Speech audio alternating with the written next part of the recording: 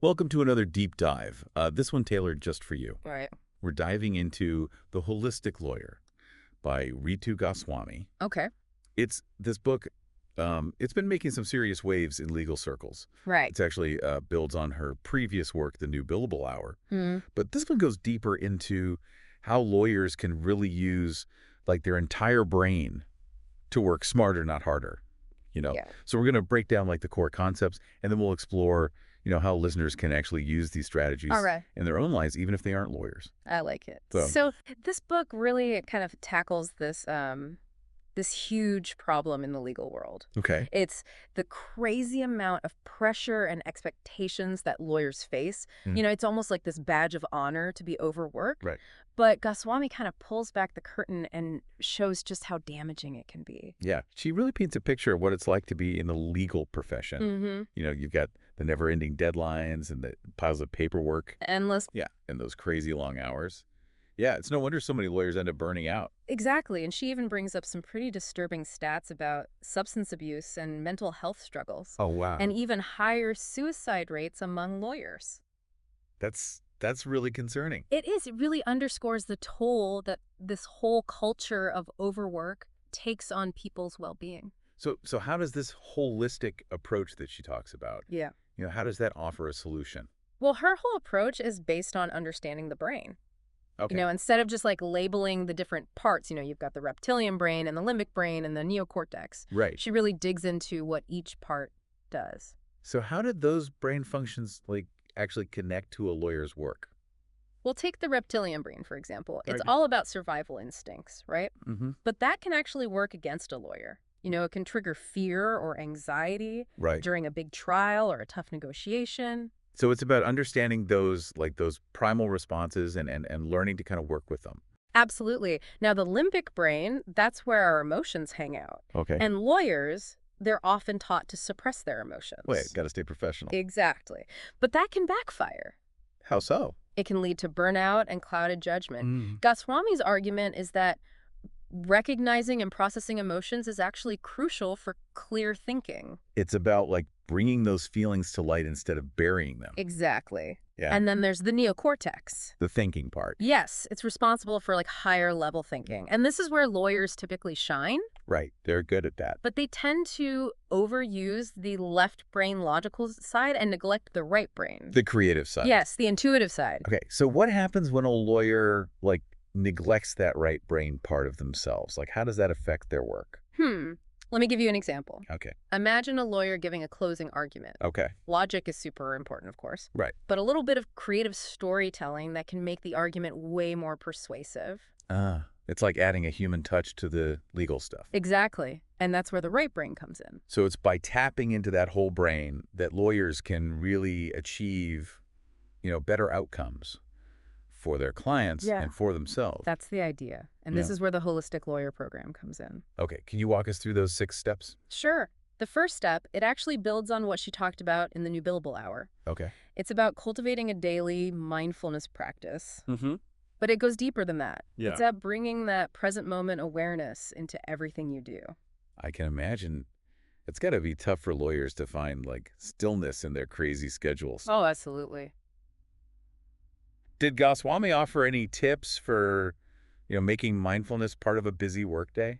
She suggests starting small, Okay. like taking a few deep breaths before a meeting or focusing on the physical sensations of writing a brief. Oh, interesting. The key is to do it consistently, even if it's just for a few minutes each day. So it's more about finding those little moments of mindfulness throughout the day. Exactly, rather than trying to squeeze in a long meditation session. Okay. The second step is all about connecting your mind and body through breathing, or as she calls it, breathing deeply. Okay, but how does just breathing actually help a lawyer, perform better? Well, she talks about this concept of prana. Okay. It's this life force energy that flows through the body. Interesting. And by breathing consciously, lawyers can calm their minds, reduce stress, and actually tap into that energy. It's like recharging your mental batteries through breath. Exactly. And the best part is you can do it anytime, anywhere. I like that. Step 3 is about connecting the brain and the gut, or as she puts it, thinking with your belly. Thinking with your belly. I like that. Uh, What does that actually mean, like practically, especially for a lawyer? it's about learning to trust your intuition. Okay. Lawyers, they're trained to analyze and rationalize. Right. They often dismiss those gut feelings. Mm-hmm. But Goswami argues that those instincts, they can be incredibly valuable. They're often informed by years of experience and subconscious processing. It's about finding that balance between the logical thinking and the intuitive knowing. Exactly. Mm. She even tells this story about a lawyer who was about to accept a settlement offer, Okay. but something just didn't feel right. Uh-oh. She dug a little deeper and discovered some crucial information that led to a much better outcome for her client. Wow, that's a great example of how intuition can be such a powerful tool. It really is. It shows how important it is to listen to those inner whispers, even when they go against conventional wisdom. These first three steps, I mean, they really seem to lay the groundwork for some, really profound changes in how lawyers approach their work. They do. They provide the foundation for some deeper internal work, which we'll get into in the remaining steps. Okay, but before we dive into that, I'm curious to hear your thoughts on these first three steps. What really resonates with you? These initial steps are fascinating, especially that idea of bringing intuition into such a logical field. I'm eager to hear about that deeper internal work that you mentioned. Where does this journey take us next? Well, step 4 encourages lawyers to connect their head and their heart, which is essentially about boosting their emotional intelligence. Emotional intelligence. Right. Lawyers are amazing at analyzing situations, They are. but they often struggle with identifying and managing their own emotions and other people's emotions. Why is that emotional intelligence piece so important for lawyers? Well, think about it. When a lawyer can really understand their client's emotional state, Hmm. they can build a stronger relationship Okay. and communicate more effectively. It's about going beyond just the legal stuff and recognizing the human element. Exactly. Goswami emphasizes that emotions aren't weaknesses. Right. They're valuable signals. Okay. They give us information that we need to acknowledge and address. So then how do lawyers actually develop this emotional intelligence? Right. I mean, it's not like they teach that in law school. Right. Well, she offers a practical framework. Okay. It starts with identifying the specific emotion you're feeling. So instead of just saying, I'm stressed. Right. Instead of that, she recommends digging a little deeper. Are you feeling overwhelmed, anxious, maybe resentful?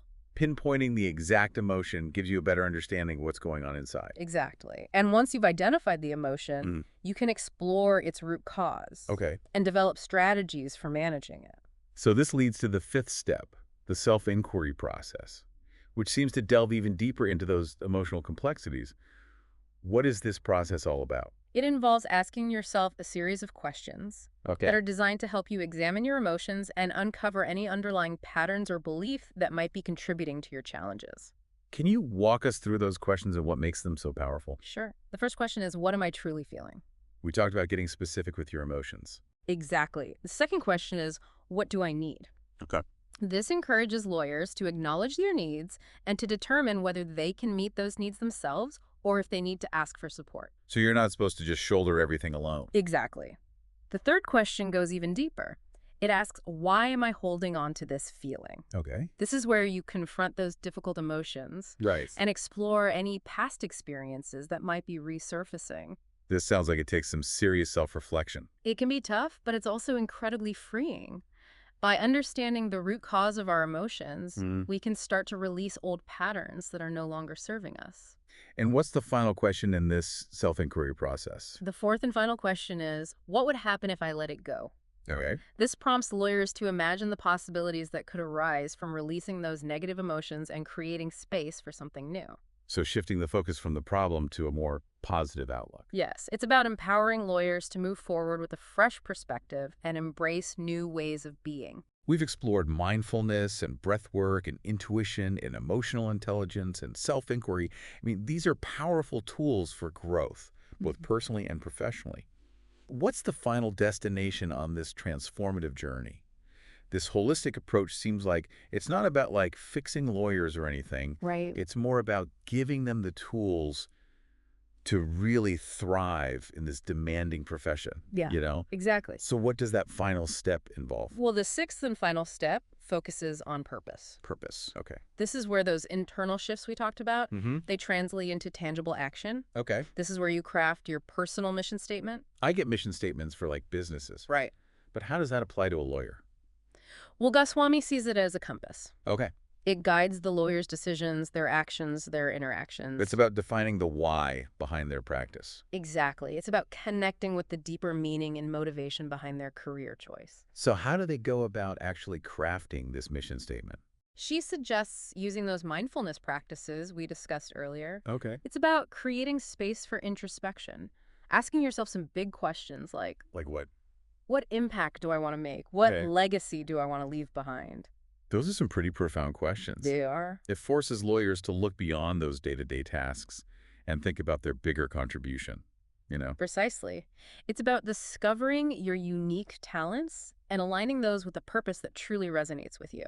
So it's like a journey of self-discovery that leads to a more fulfilling legal career. Exactly. And this final step, it ties everything together. Okay. By cultivating mindfulness, connecting with emotions, and aligning actions with a clear purpose, Mm-hmm. lawyers can transform their experience of the profession. It's like this whole approach really challenges the traditional definition of success in the legal world. It does. Goswami directly confronts the idea that overwork equals competence. Uh, She argues that by prioritizing well-being and engaging their whole brain, lawyers can be more efficient, more effective, and even more ethical. That's powerful. So it's Yeah. not selfish to prioritize well-being. Not at all. It's Yeah. actually essential for optimal performance. Okay.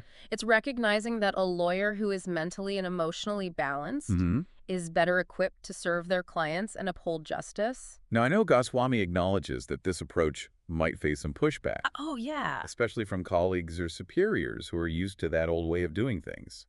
Right. She encourages lawyers to stay true to themselves, Okay. to remember that they're not alone in seeking this more balanced and fulfilling way to practice law. And there are more and more legal professionals who are embracing this shift, right? Absolutely. Yeah. There's a growing community out there supporting this change. That's great to hear. Goswami leaves readers with this really thought-provoking question. What's that? If doing less leads to greater impact, how can we redefine success in the legal profession and beyond? It's a good question. And It makes you think. it does. It makes us all question our priorities, not just in law, but in life in general. Yeah, I agree. It challenges us to define success in a way that includes well-being, purpose, and meaningful contribution. It's a new way of thinking about success. This deep dive has been incredibly insightful. It's given us practical tools and a fresh perspective on navigating the legal world and really life in general. It has. As promised here is a concise 10-point summary of what we've learned from exploring the holistic lawyer. Okay, so number one, the book addresses the problem of overwork in the legal profession and proposes a holistic solution. Right. Number two, it builds on the foundation of Goswami's previous book, The New Billable Hour. Right. But this one goes even deeper. Number three, Goswami explains the three parts of the brain: Mm-hmm. the reptilian brain, the limbic brain, and the neocortex. Right. And she highlights how lawyers often neglect their right brain capabilities. Okay, number four. She introduces the Holistic Lawyer Program, Mm-hmm. which is a 6-step process for achieving greater balance and fulfillment. Those steps are number five. Cultivating daily mindfulness, connecting mind and body through breath, trusting your intuition, Okay. developing emotional intelligence, processing challenging emotions, and discovering your purpose. All right, number 6.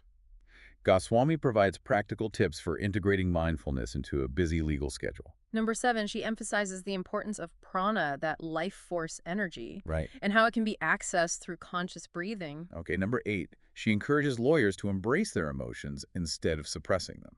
Number nine, she argues that holistic lawyers, by embracing their whole brain and prioritizing well-being, can achieve greater competence, efficiency, and ethical conduct. And finally, number 10. The holistic lawyer challenges readers to redefine success in the legal profession and beyond. If you found this deep dive interesting, we highly recommend checking out The Holistic Lawyer by Ritu Goswami. It's packed with wisdom and practical advice for anyone who wants a more balanced and fulfilling approach to work and life.